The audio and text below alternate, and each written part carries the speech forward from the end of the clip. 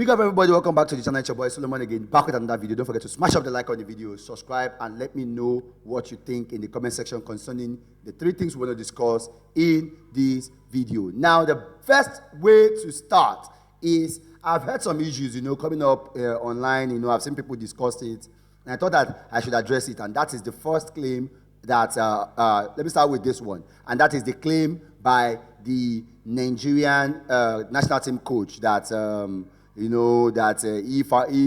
reaction he had with the DR Congo, fan, the DR Congo board generally, concerning that, claiming that they used voodoo or something like that. Yeah. Now let me get this clear. Let me get this clear at the time. I am not saying that this is right. I'm not saying that the claim is actually supposed to be. I'm not saying that the claim is actually right, but what I'm saying is this: you need to understand the concept of this. Every manager in life, every manager will always want a way to, to defend him or herself, when they make a loss or something like that, a loss. The ego as a manager, you will want to, and for me, I personally think he doesn't have any reason to be justifying what he has done. He has no reason. He's under no, obligation to, put himself and say, that he has actually, he is actually involved in anything, because he is not guilty of that crime. Honestly, let's be honest. This guy is not guilty of that crime. He is not. Why? Because the NFF had not done enough in the first place. So for me, I believe that, I'm not saying the claim is right, but he shouldn't actually make that claim. But he's making that claim out of the pain, of losing out on that particular qualification. And that is where I have issue. That will lead me to the next point I'm talking about. Now, it's not about him. Because I said NFF cannot sack him, because if half of the manager that we have had done what he has done, I'm telling you, we will not be in this condition we're having. The discussion we are having, we will not be having it. But that will lead me to what this Oga went ahead and said on his podcast, this particular podcast. Obi Mikel talked about, yes, Mikel was right. Nigerian football needs overhaul. Nobody is arguing that. Nigerian football needs overhaul. We all know that. We all know that Nigerian sports needs overhaul. We have said that. I'm not blaming him on that, but the reason why I am going to come after him is because he came after the manager. He came after the manager saying that the manager was, what was the terminology he used? He said the manager was giving excuses. Bro, this man has a decent record. This man had nothing to do with what's on ground. Yes, Eric Chelle, we didn't qualify for the World Cup, but none of it is Eric Chelle's fault. It was never his fault. He wasn't guilty for any of it. You, Mikel, are guilty. You are guilty, because if you can blame that manager, telling that he has excuses, what excuse do you have of watching Nigeria football decay and you could not do anything? You watch our football, it's decaying, and you could not do anything.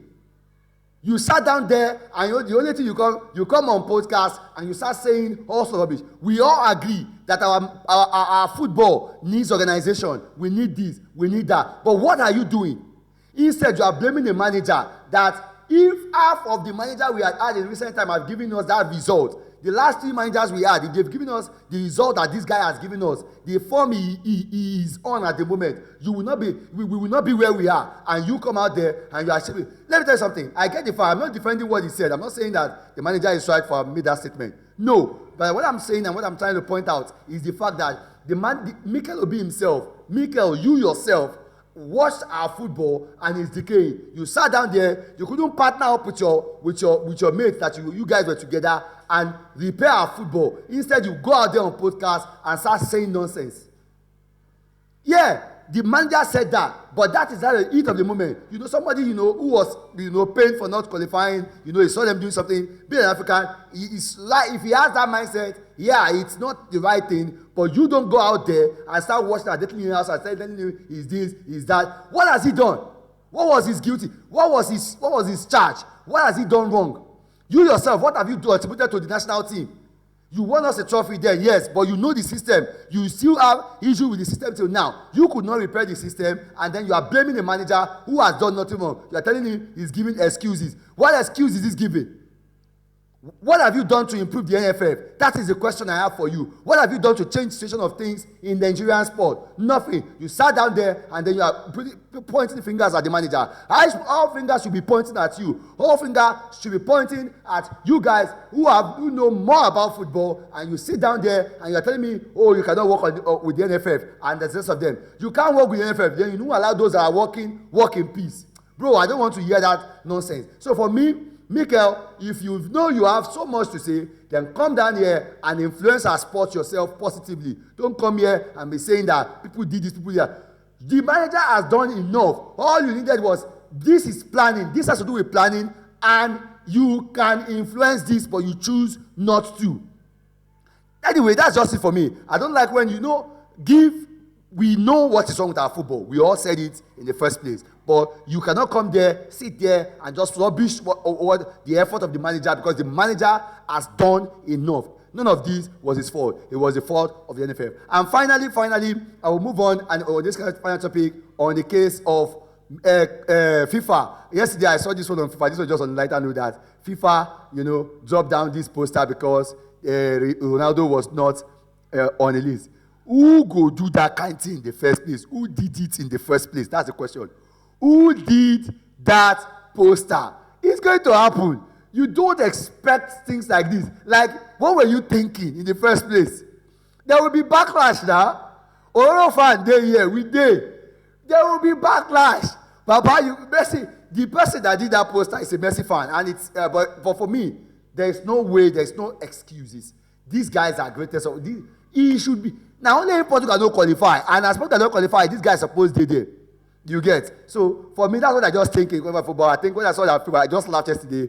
But it's just love, it's all love. And they have to put it. Maybe they thought Portugal will not qualify. Maybe that was why. But overall, I think they pulled it down, and probably they will do another one that actually contains the GOAT himself, and that is the person of Cristiano Ronaldo. Big up everybody for watching the video. Let me know what you think about what I've said in the comment section. Do you think Mikel Obi was right to be pointing a blaming finger at the coach? Or do you think, the coach has overstepped his boundaries, or do you think it's code fault? What is wrong with Nigerian football? Let me know what you think in the comment section. Don't forget to smash up the like, subscribe, and also let me know what you think about Cristiano Ronaldo. Like the video, subscribe, share the content, and let me know your comment in the comment section. I'll see you on the next one. Peace, and I'm out.